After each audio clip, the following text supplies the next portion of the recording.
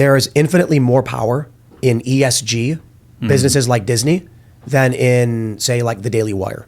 Now you're speaking my language. But this is the challenge. How do you compete? Like the Daily Wire's got to make money. Disney doesn't. Yeah, facts. And the reason they don't is because of their relationship to the government and the World Economic Forum and all of the oh, go ahead.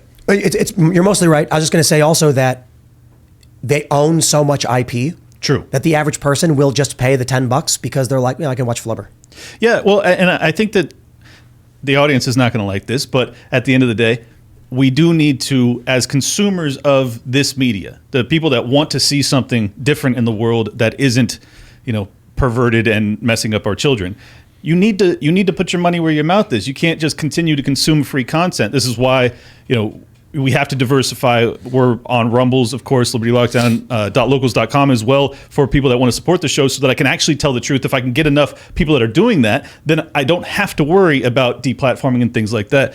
But the ESG factor in this is such a big deal. And it drives me crazy because ultimately it's becoming a partisan issue where you have red state governors that are really engaging in this, and God bless them, we need it. But at the same time, I wish it weren't partisan in nature. I wish we understood that having a monolithic globalist perspective on how to utilize and manipulate capital markets to try and reimagine the world in your image, well, you're not always going to be in charge. Just the same concept of like, do you want Donald Trump to have these powers? No, you don't. Well, then maybe it's not okay when Biden does it. Same concept with ESG. Yes, right now it is being utilized to propagate a very neoliberal world order. Well, what if that dynamic changes? Because it inevitably will. Maybe it'll be 100 years, but it's going to change at some point. Do we want big business to be reimagining our civilization? Like, the answer to me is clearly no, particularly when it's nameless, faceless bankers that are primarily responsible for this stuff, or if they are known, they're at Davos with 500 security guards and hookers, 5,000 and hookers. 5,000 was it? 5,000 soldiers. Oh, yes, my God! That were given police power for coercion. If you need 5,000 soldiers to protect yourself, you're doing something wrong.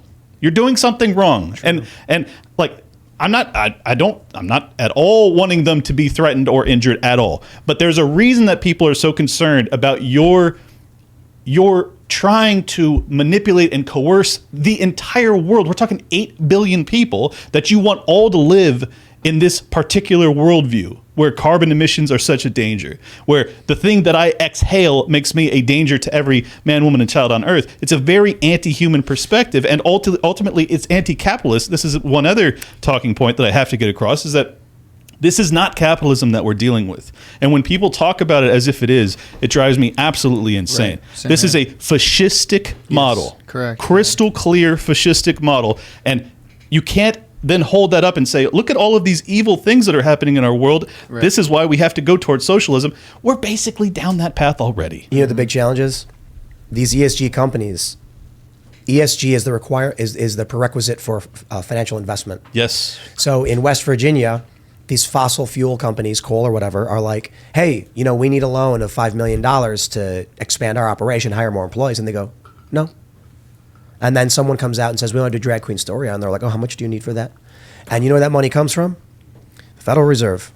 How do you compete with an industry that can print infinite money for itself? You cannot abolish the Federal Reserve. But doesn't that make this whole thing? It just means it's harder.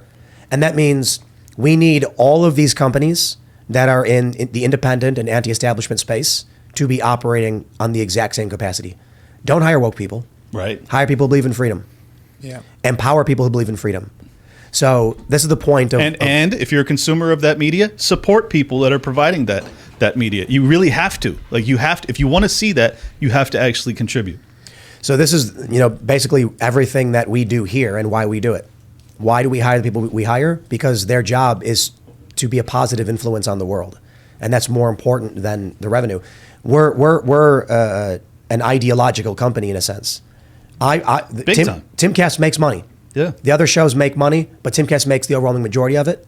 And then that money is the resource that we use to have people make cool and good and positive things. Mm-hmm.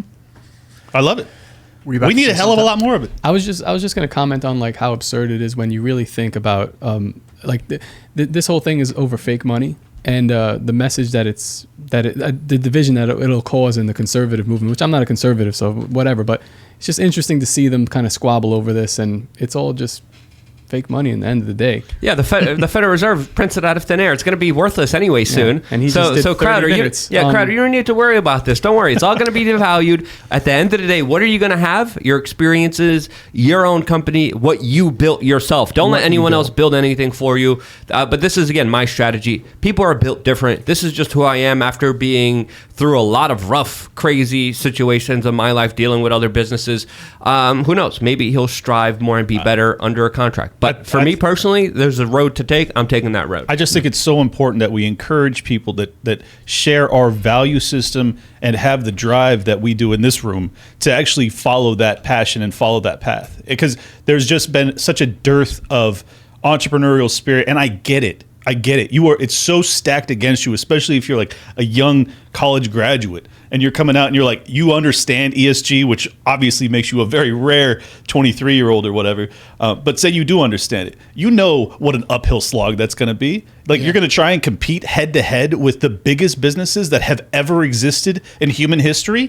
And at the end of the day, they have a sweetheart deal with all of the biggest governments on earth. Oh, on top of that, they have a sweetheart deal with the central banks of the world where they can just, by fiat, create debt and credit. Like, I get it, but it doesn't matter. We have to compete. We have to try. If we just acquiesce, and we were talking about the black pill earlier, right? That's true, yeah. If we give up, it's over. Right. We can't give up. Right. We have to try. One thing you mentioned earlier, Tim, is that wondering, like, is everyone cut out to run a company or a business or something like that along those lines? The answer is no. No, they're not. And there's a difference that's important to keep in mind between a business and a company. A company is a type of business that involves two or more people, which is why it is company with with people, company, and so companion.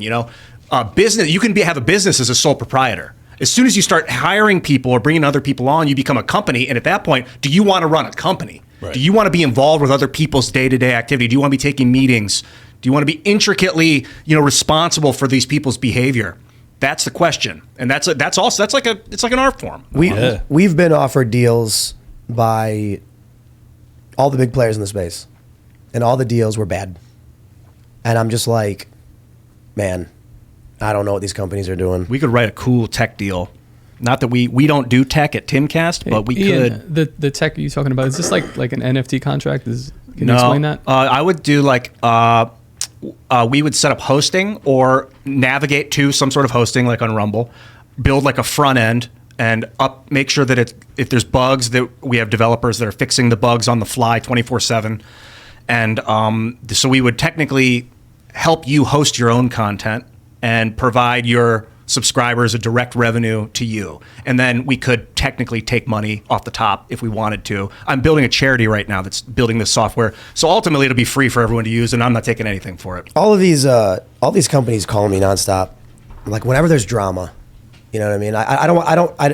There's a lot that I won't talk about because I don't think it changes the political landscape. If it did, I would come out and just be like, sorry guys, But there's private stuff, and I always try to avoid things that I think might hurt. It's standard journalistic ethic. It's minimize harm. But I'll tell you, I've talked with the Blaze for years. Said no every time. I've talked with the Daily Wire. I've talked with Rumble. There's a couple other companies that we've negotiated with, and some we've done deals with, and I just say no to all of them. And I think one of the things these companies don't get is where we are in the modern landscape.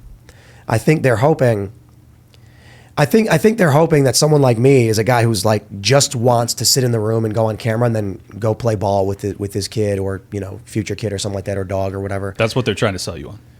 Yeah, and they do. They all say the same thing. Like, you shouldn't be worrying about this stuff, man. Exactly. Like, let us take care of the heavy lifting. And I'm just like, what's going to happen?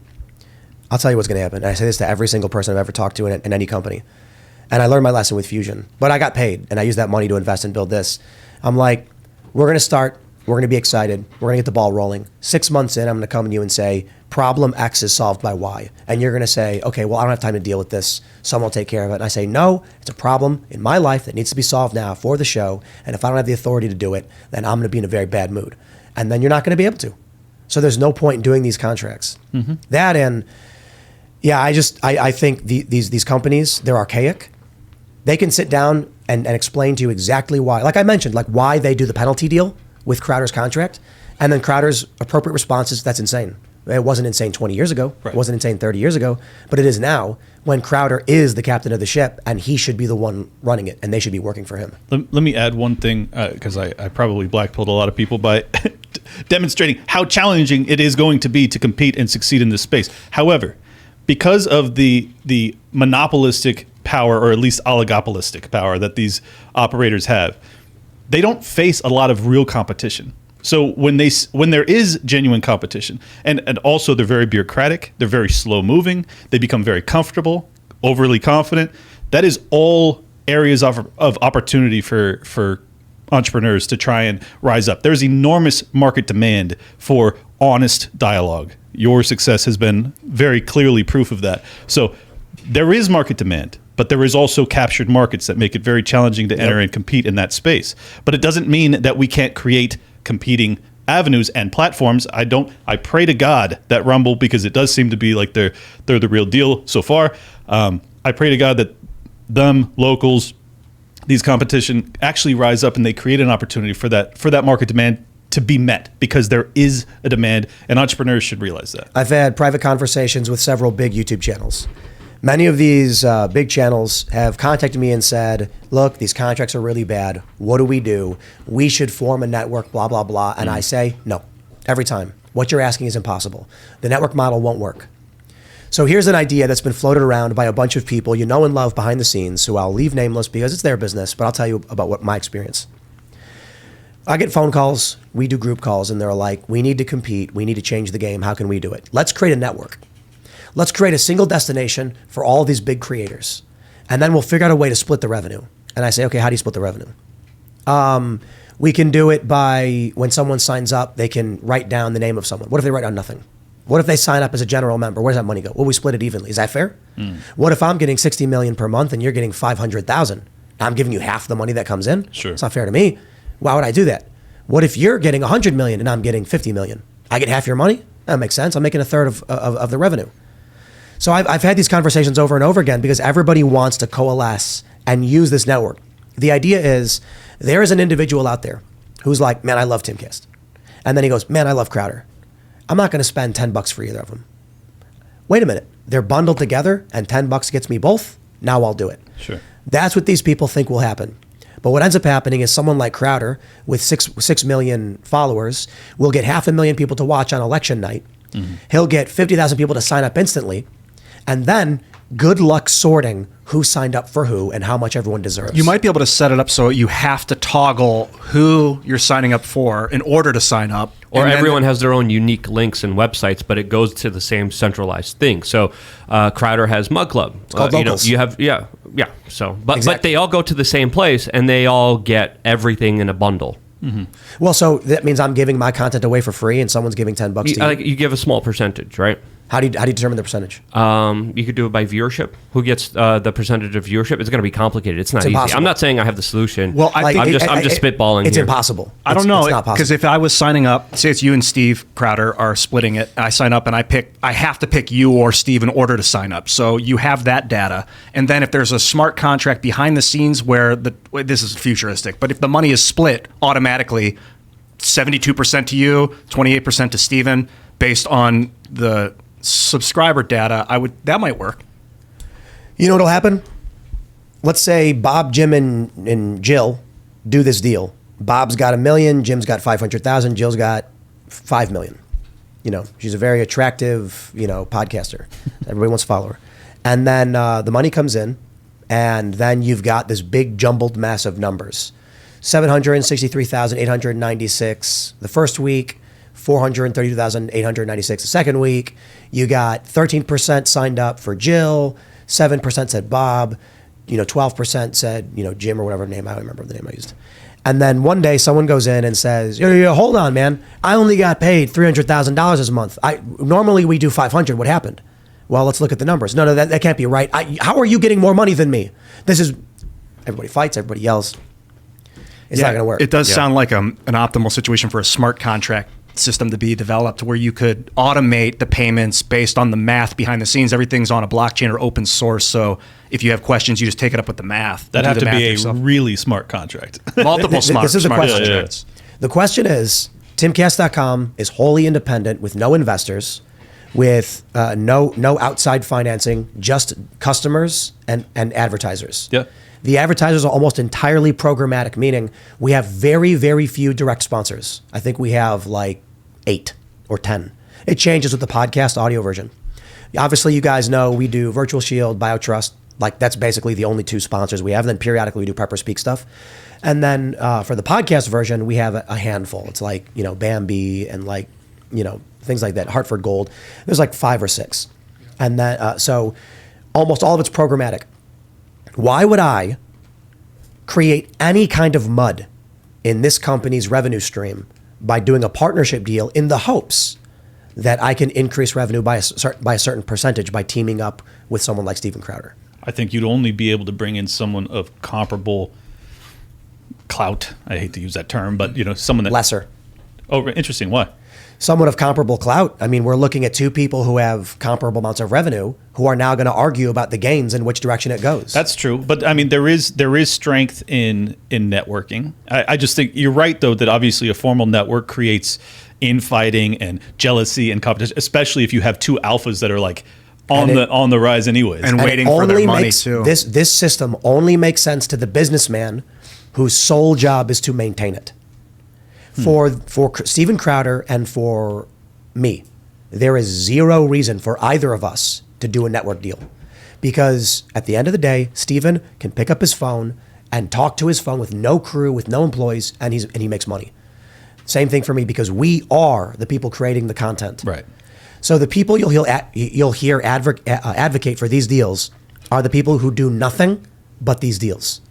That's it. Yeah. They're like, if I can bring all these guys together, I'm going to make money off the top. Well, you could do you and Steven together $14 a month. So already you're making 7 instead of 10. You're going to take a hit, but then the idea would be you'd get more, like 40% of a 10,000 multiple is better than 100% of a 1 times multiple. This is You can't also- predict it. This is It's also unpredictable. That's true. a cultural issue where people they want what's expedient and not what's meaningful. So like, if you get deleted off of Twitter, you don't exist to me, and that's just the way it is. Yeah, I've seen it 1,000 times, and I think it's good that this discussion is out there right now because people need to start to like open up their mind to what's actually going on here. Like you said, we need to support these creators. If it's $10 a month, I like Crowder. If it's $10 a month, I like Timcast. Let's do both. I'm not going to spend $10 elsewhere. The This needs to be out there more. The devastating part about it is like, even though I have a pretty passionate fan base, I get nuked from YouTube for a couple weeks. Yeah. I start a Rumble channel up. You still see, like, even though I have 1/10 the subscribership over on Rumble, my viewership is only cut in half. So like a lot of my people are still rocking with me, even though the subscriber limit is way reduced. But it's interesting how platform captured people are. Dude, Make I have 2 audio podcasts. 2 YouTube channels. Yes, I do. I do too. I have 2 YouTube channels. One of them I stopped using in 2008. It was called Crossmac, and I was like, I don't like that people are calling me Crossmac to my face. I want to be branded Ian Crossland. So I made a new channel. People still comment on Crossmac that I like, oh my God, you still make videos. Like I'll make a new video every once in a while on Crossmac. They're not only are they siloed on a platform, they're siloed on channels. Yes. So That's we could true. break that with a multi-network system too. That would be great. You want to know the worst thing in the world is YouTube is like one of the worst platforms. Let me do some math real quick. I think on Apple, Spotify, and the audio platforms, you will make. Let me do some quick math here. What do we get? I think you'll make like 5 times as much money off ads, or maybe it's way more than that. Oh, it's big. Are you saying versus Versus video? YouTube. Oh, dude, it's huge. Like for whatever reason, YouTube ad revenue is gutter trash. Yes. If you can get 25 per 1,000 CPM is kind of standard on audio. Like that's 300,000 views, downloads on a podcast, on a daily show, you're going to be making, holy crap. you're talking 10 million a year. 7,500 per ad. Yep. It declines as the Sure. the ad goes on. But you got to be making like 10 million per year if you're at those numbers. Easy. Easy. And this is why. On YouTube, if you're getting 300,000, you're getting 300,000 views will get you $1,000. Yeah. So you'll make $300,000 per year on YouTube with the same amount of traffic. But the Depending on your channel too, because like my channel compared to other channels is getting 30 times less than what channels are supposed to be 30? getting. Depends on what you're saying, or Luke. 3? 10 to sometimes 30. Wow. Yeah. But I confirmed 10. Well, I So, think that might be an minimum. ethics violation. Is just a special thing. Like we should not be playing favorites about who gets more money. That's like social justice crap. Well, YouTube That's justifies the it by point. saying this channel is a little bit too spicy and not advertiser friendly. This channel is advertiser friendly, and that's how they kind of justify My it. counter to that is let the advertisers Even- speak yeah. for themselves. Exactly. Let the Maybe they advertisers have- speak. Even though there's not a big difference between the two content, YouTube still deems like, hey, this is not good. This is good. This is what we like. After we just got done bad-mouthing networks and saying how unfeasible all of this is for the past hour and a half, I got to say that our boys, Dave Smith and Louis J. Gomez, Gas Digital, they have signed Tower Gang to Gas Digital. I just wanted to shout out, Louis, you're like a brother to me. Thank you so much for bringing us on Yeah, board. we call him Louis the Peach. Your contract looks a little bit like that, and I'd like you to work on it. But other than that, we appreciate you putting your love and faith in us. Tell me So- about Gas Digital real quick. Gas Digital is basically largely a comedy platform, and Tower Gang being our more comedy deranged lunatic outlet, we knew we weren't long for YouTube, so we had to find a platform that would take care of us in terms of just allowing us to, say insane humor wherever it leads us. And Gas Digital is uncensored. So. GasDigitalNetwork.com. Yep, you got it. So, thinking about the Daily Wire, for instance, because they've signed a whole bunch of people, they Right. keep adding new talent. My view when I look at this stuff is I maybe it's just me. I personally cannot relate to the desire wholly to sign a deal with another company and have them take everything over. To be fair, I completely, understand the thought of like, man, imagine if you could make the same amount of money and then you didn't have to think about any of the business end stuff and you can just do your show and then mind your own business. But I've been down that, that rabbit hole. I know where that goes. Well, it's that, but it's also the success and the resources that you now have at your disposal that so few creators have. Especially if you're starting out early on, you're trying to make ends meet. So if you have a network that comes to you and they say, I see talent here, I'm going to guarantee you a living wage, as Bernie Sanders might say. They're going to jump at it. What's really funny is seeing this story from Crowder. This is the identical story to the record label stories 30 years ago. I was just thinking that. Yeah. But I also kind of see it as, I think it's a Benjamin Franklin quote where he says, don't trade liberty for security. You'll get neither. This is kind of what's going on here. True. And we did it with COVID. We do it all the time. There are people who only want to make music, and they're never going to monetize that music. And you got to find somebody who can. But you know what I think? My view of this whole thing is like, dude, if you're a personality of any size, hire a manager. Mm-hmm. And I'm talking about an employee who works for you, and they do what you tell them to do, or they're fired. Don't sign a contract with another guy that makes you the employee or the quote unquote contractor. Well, the only reason I considered Gas is because, as I've already explained, I am financially free. I didn't need to go that route, but I don't want to create a network and a platform that allows for uncensored conversation. It's such a huge swing. Also, his network is filled with the most hardcore, insane comics on earth. I wanted to be in that world because I'm not a comedian. So it made a perfect fit for us. But at the end of the day, you're absolutely right. If you have the willpower and the work ethic, it will benefit and behoove you to go that route. Thanks for watching this clip from the Timcast IRL podcast. Hang out with us live Monday through Friday at 8 p.m. and become a member over at timcast.com for uncensored, members-only shows exclusive. Thanks for hanging out, and we'll see you all next time.